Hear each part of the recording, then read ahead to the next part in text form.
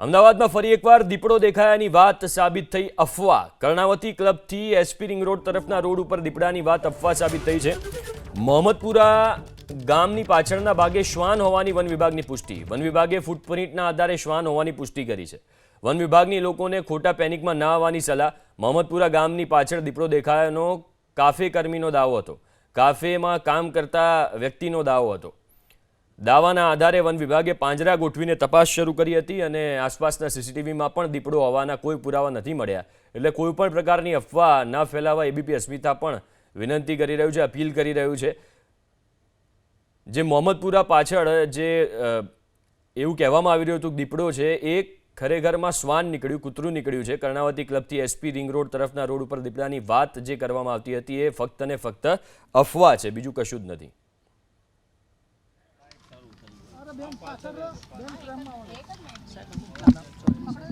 Dhanraj Chaudhary RFO 10 कोई।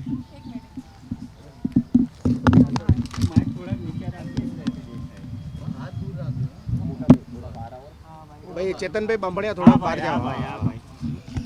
Ready Chaudhary साहेब, 2 દિવસ પહેલા જે ફરિયાદ હતી શું મળી હતી અને આપણે કઈ દિશા પર તપાસ કરી રહ્યા છે, હાલ નિષ્કર્ષ પર કઈ પહોંચ્યા છે? હા, પ્રથમ દિવસ સાંજે અહીંયા દીપડો આવેલાના અમારા વાઇલ્ડલાઇફ કેર સેન્ટર બોડકદેવ ખાતેના ટોલ ફ્રી નંબર ઉપર જાણ થયેલી, જેના અનુસંધાને અમારી 2 ટીમો કાર્યરત કરી અને અહીંયા સર્ચ ઓપરેશન કરી આજુબાજુનો વિસ્તાર સ્કેનિંગ કરેલો અને જે ભાઈએ જોયેલું હતું એમની પણ મદદ લીધેલી અને જે પ્રમાણે એમના જણાવ્યા પ્રમાણે અને આગળના ભાગે જોતા જે પગમાર્ક મળેલા છે એ જોતા દીપડાના હોઈ શકે એવું માનવાને પાત્ર નથી। જેમાં જે એના સ્પેસિફિકેશન કે દીપડાના પગના છે કે જે એના નખ જે ઉપરની સાઈડે હોય છે, આમાં પગમાર્કમાં આપણે જોવા જઈએ તો નખ અંદર ખૂપેલા છે, વત્તા એડલ્ટ દીપડો છે કે 3 વર્ષથી ઉપરનો દીપડો ક્યાંય બી જોવા મળે છે એના પગમાર્ક મિનિમમ 7.5 સેન્ટીમીટરથી વધુના હોય છે, એટલે એ પણ પુરવાર નથી થતું। એટલે માની શકાય છે કે કદાચ કાં તો મોટા કોઈ કૂતરાના હોય યા તો કોઈ ઝરખનો પગમાર્ક છે, બાકી દીપડાનું નથી એવું અત્યારે જણાઈ આવેલ છે।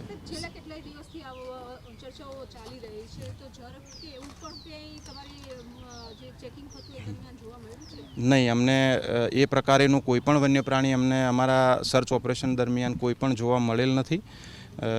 સિવાય કે અમારું જે ત્યાં આપણે ટોરેન્ટ પાવર જે શરણદીપ સોસાયટીની સામેની જે ટોરેન્ટ પાવરની જે માલિકી જમીન છે એમાં અમે જ્યારે સ્કેનિંગ કરતા હતા ત્યારે 2-3 શિયાળ અમને જોવા મળેલા હતા, બાકી કોઈ પણ વન્ય પ્રાણી અમને ત્યાં પણ જોવા મળેલ નથી। સાહેબ, નાગરિકો પૂરતી તપાસ વગર સોશિયલ મીડિયા પર અફવા ફેલાવે છે તો વિભાગ તરફથી આવા લોકો માટે શું છે? આપણે આજ દિવસ સુધીમાં કુલ ટોટલ અમદાવાદ શહેરમાં 4 જગ્યાએ દીપડો દેખાવાના મેસેજ વાયરલ થયેલ છે, જેમાં આપણે પુષ્ટિ કરતાં એક જગ્યા ઓથેન્ટિક મળેલ છે કે જ્યાં દીપડાના પગમાર્ક જોવા મળેલ છે, ત્યાં દીપડાનું મારણ બી જોવા મળેલ છે અને ત્યાં આપણને જે પ્રમાણેના આપણને આધારભૂત પુરાવા મળી આવેલ છે, એના અનુસંધાને અમે ત્યાં અમારી ટીમો કાર્યરત રાખીને પાંજરાઓ, ટ્રેપિંગ પાંજરાઓને બધું મૂકી અને અમારું હજી સુધી પણ કાર્યરત ટીમો ત્યાં છે। બીજી 3 જગ્યાઓ ત્યાં હજુ સુધી કોઈ પણ એવું પુરવાર થયેલું નથી કે ત્યાં દીપડો આવેલ હોઈ શકે।